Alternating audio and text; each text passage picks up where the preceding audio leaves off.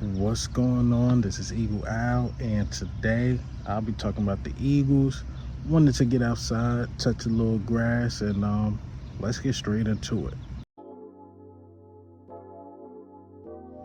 All right, so it's been a minute, man. Kid's sick. I'm just out the house. Wanted to come outside, shoot a quick video about the Eagles. Yes, let's talk about them. Let's talk about Jalen Hurts and Saquon Barkley squat battle. Yes, Jalen Hurts behind him looking like a proud father. Very happy of what Saquon's doing. But let me play the clip of the Eagles just working.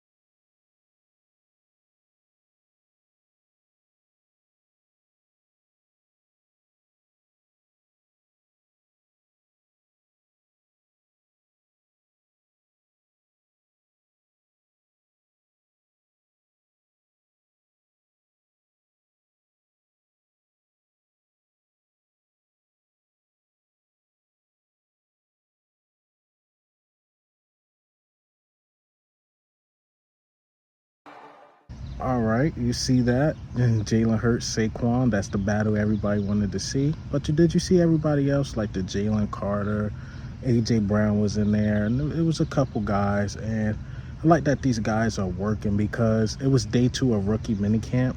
I wanted to go over it, but really couldn't. Sunday, family time, stuff like that. So I couldn't really go over it. But they only gave us pictures. And that's really it. Really didn't give us too much of what was going on in rookie minicamp, but 2 guys were signed. The 2 guys that were signed was Johnny Wilson, and I heard it was about $4.7 million. I put the writing right here, or the tweet right here. I'm not sure. The cap hits are not too bad. Keegan, didn't see his cap hits yet, but those are 2 guys that were signed as far as the guys that were drafted. But we also signed another guy who's basically, I heard this from Joey Shapes, like a Mulata 2.0. I'm going to call him LV. I don't want to butcher his name. Australia guy, big guy, I believe like 6'5", 300 plus pounds. This guy looked like he could cause some havoc in the league, but he's an experiment. We usually sign these guys like, who are they? Remember we signed a couple years ago, Devin Allen. He was in Oregon, had some injuries, but he was a track guy, and this guy is just as far as a physical specimen, that's what type of guy he is. So he's a Jeff Stoutland experiment. Jeff Stoutland, like his experiment guys, like to groom them and get them ready. So Jeff Stoutland definitely got his Mulata. Hopefully this guy 2-3 years, and then when you think of Lane Johnson possibly calling it quits in 2-3 years, maybe this guy be ready, or maybe it be Tyler Steen or somebody else. But this guy will be in the background learning the position, right tackle or something like that, I'm pretty sure. So I like this signing. Nothing bad about it. Just have him in the background really learning. But again, we usually always do these type of like weird, like who is that guy type signing. We usually always have those type of signings. All right, so let's talk about some free agents that are out there, right? There's a couple free agents that are out there. So AAT Birds have put this out, like, the roster's not finished. We know how Howie is. So you got Zach Cunningham, you have Calais Campbell, you have Eddie Jackson, then you have Justin Simmons. So I went through it and I'm like, this is a good question. They're like, who should the Eagles sign? So Justin Simmons obviously is the best name on there, but I don't want Justin Simmons anymore because he was able to get Cooper DeJean. You don't want anybody taking like opportunities from Cooper DeJean or the younger guys in general. So no, I wouldn't like that. Then Sidney Brown to be coming back. Eddie Jackson, was a Pro Bowl at one point, but he did take a slight dip. And those are guys, if, we end up with some major injuries, then you'll want to sign those guys if they don't find a team during camp. But right now, no, I don't want those guys. There's a lot of safety still out there. You got Quadron Diggs, you got, again, Justin Simmons, you have Eddie Jackson. It's like, nah, Calais Campbell is a name that is really interesting because he'll be a vet defensive tackle. I believe the oldest defensive tackle on our team right now is Milton Williams, and Milton Williams is like 25, if I'm not mistaken. And I think we still need that veteran presence. You know, Calais Campbell had 6.5 sacks last year. He wasn't no scrub. When he came in, he did his job. I wouldn't mind signing him as a rotational guy, but then again, you got Mauro Jamo. I like the undrafted guy that we just got, Gabe Hall. So do you want him taking time from those guys? Not really, but you do need that Fletcher Cox replacement. Gabe Hall is unproven. Calais Campbell is proven. Mauro Jamo showed flashes here and there. Calais Campbell, again, is an interesting name, but according to the list, I wouldn't want Justin Simmons, I wouldn't want Eddie Jackson, and I wouldn't want Calais Campbell, but there's a guy I would actually like to sign back, and this is going to shock some of y'all, is Zach Cunningham. Zach Cunningham, yes, did he look bad towards the end of the season? Yes, everybody did. Everybody looked bad last season, but we need that depth. When you look at the defense, you look at the defensive line, you're like, okay, they decent. Maybe the edges need a little touch up here and there because they unproven. We got the guy from the Jets, somewhat unproven in Huff, but he showed promise. He showed promise getting 10+ sacks with, I guess, less production on the field, meaning he only took 42% of the snaps. But again, 10 sacks is great.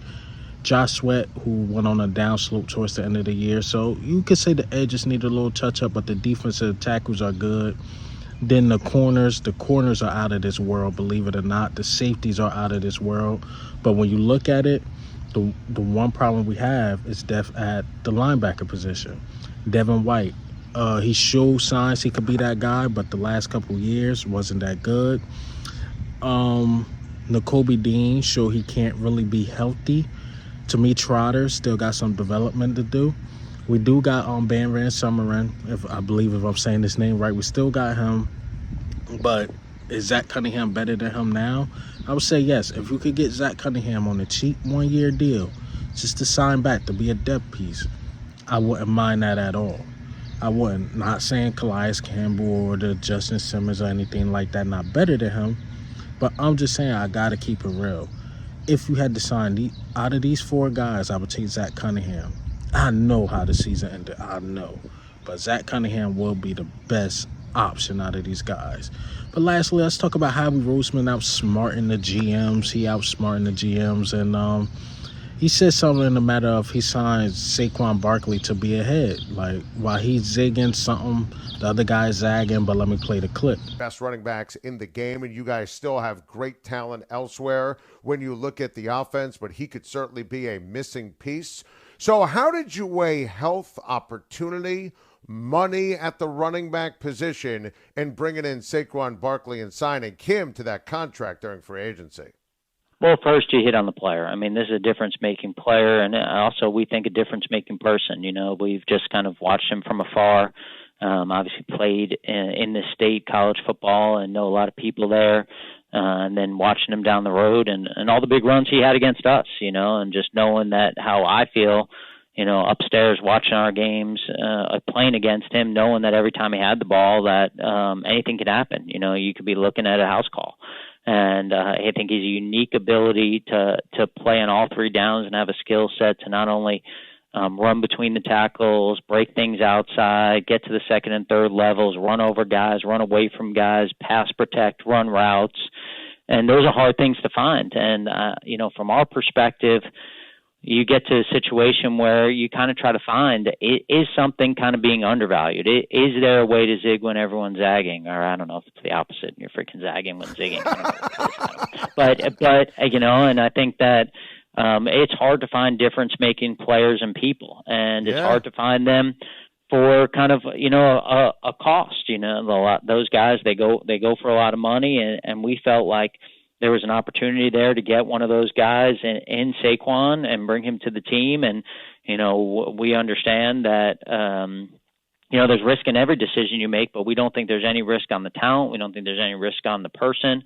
And we also feel like, maybe not that it wasn't anywhere else, but maybe we have a good situation here with us in Philly to kind of maximize him and kind of get him back to, because really I don't think there was anyone when he came out of the draft that didn't think that he wasn't a Hall of Fame caliber talent and person. And so he's still young. And see Howie's on, another world. When he always say this too.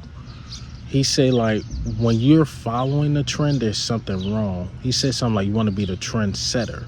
And he always bring up the Seahawks when they got the bigger corners, when like Richard Sherman and those guys were falling. But now everybody want the bigger corner because of the Seattle Seahawks. So he wanted to be a trendsetter. You got to remember, even when we signed Saquon, right? When we signed them, a lot of people didn't believe. A lot of people like, nah, this is BS. How we don't sign, running backs to big deals. But Howie did. Howie's always ahead of the curve because he know where this league going. He definitely do. You need that 3-down purpose on running back, even with the wide receivers we got. So Howie's, again, ahead of the curve. But hey, man, what do you think? How do you feel, man? I'll be back in the studio on my next video, probably tomorrow. But this is Eagle Al. Come on.